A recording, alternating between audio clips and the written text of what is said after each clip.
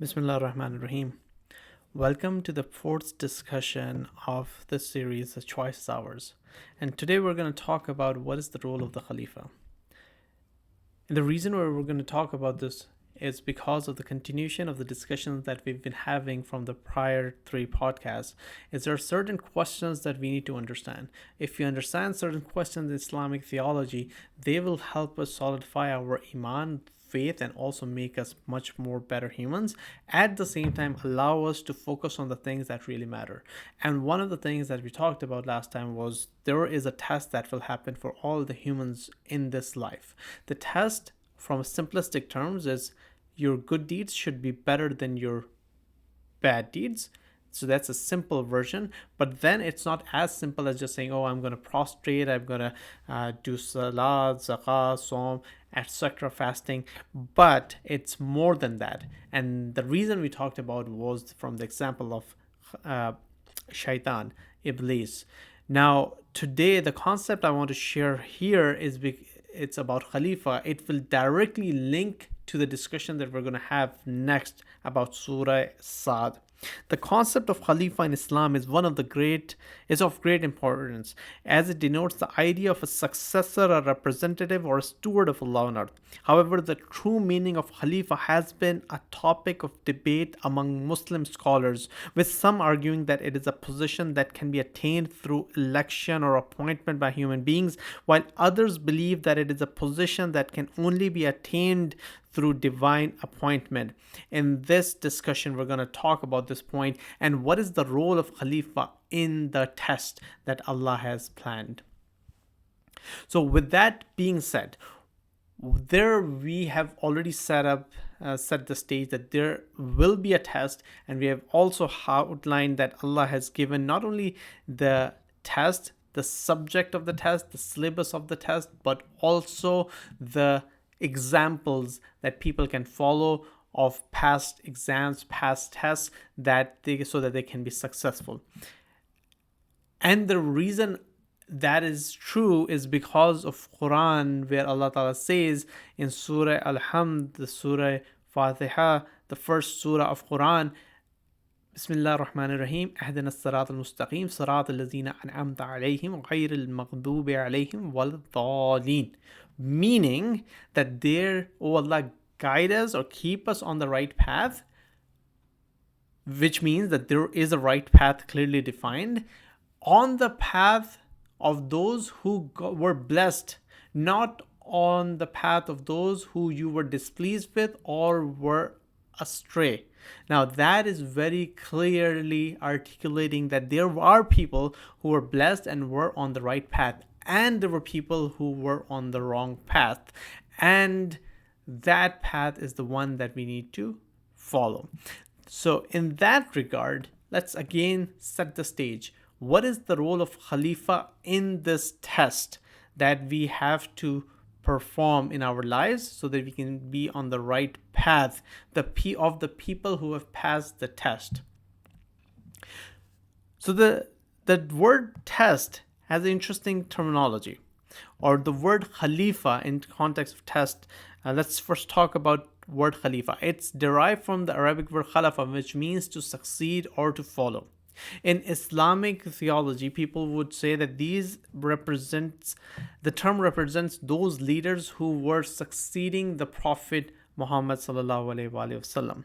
Now, when we think about today's society, there are three different types of words that are used for Khalifa. First is used for Islamic rulers who have passed in the history. For example, Turkish Ottoman Empire, they called themselves as Khalifa. Banu Abbas, Banu Umayyah, after killing all the Muslims, they still called themselves Khalifa. Umar, Abu Bakr, Uthman were also and are also regarded as Khalifa today.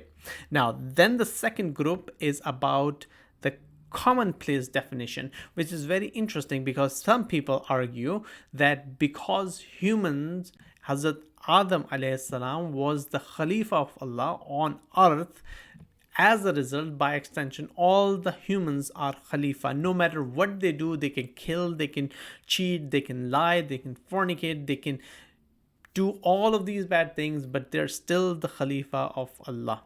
Now, Then there is the slang translation or the usage where a person is called Khalifa when they are like totally careless, they don't care about anything, they're not in the right mind, they just call them Khalifa.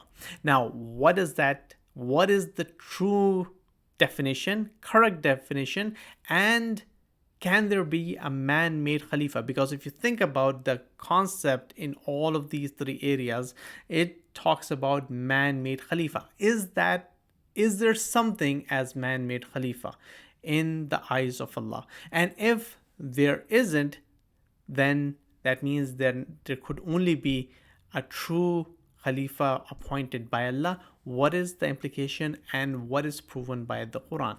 So let's talk about this aspect. There are several verses in the Quran. I've highlighted 4 verses over here which clearly establish the idea that the responsibility of being a Khalifa or being chosen as a Khalifa is not a human choice but rather a divine appointment.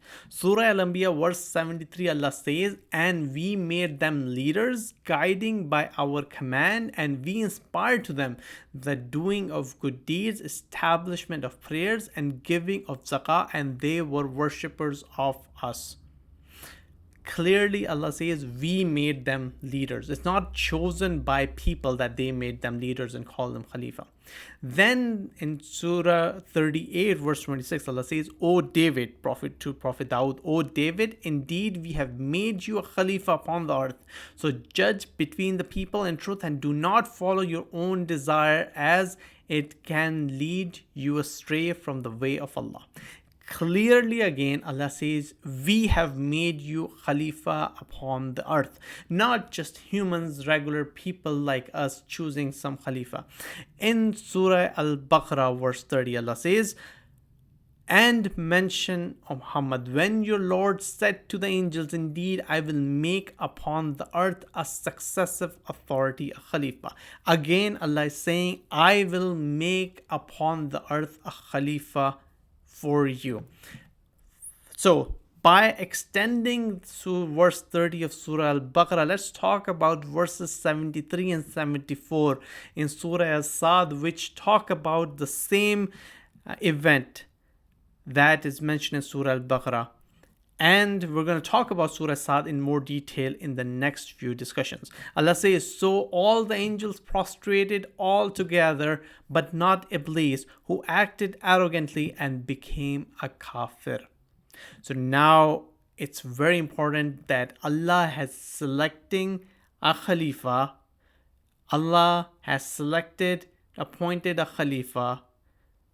Everyone accepted the order of Allah to follow or prostrate before the Khalifa, except one person, one entity, that is Iblis, who became Satan, who became a kafir because he failed the test of Khalifa.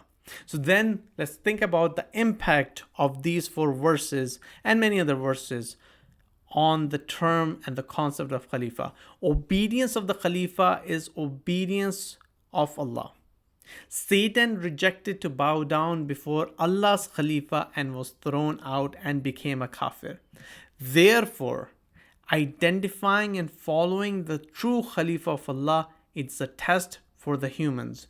Whoever identifies and follows the true Khalifa of Allah, whether Prophet Dawood or other prophets or after Prophet Muhammad, the chain of the Prophet's progeny, they will be guided. Those who reject the truly appointed Khalifa of Allah and rather assume that they can make their own Khalifa and start following them in all the things, whether they close down Hajj, whether they bring down buildings, whether they close all of these food supplies to poor people, they can still be called Khalifa. That is wrong, and it's not up to them.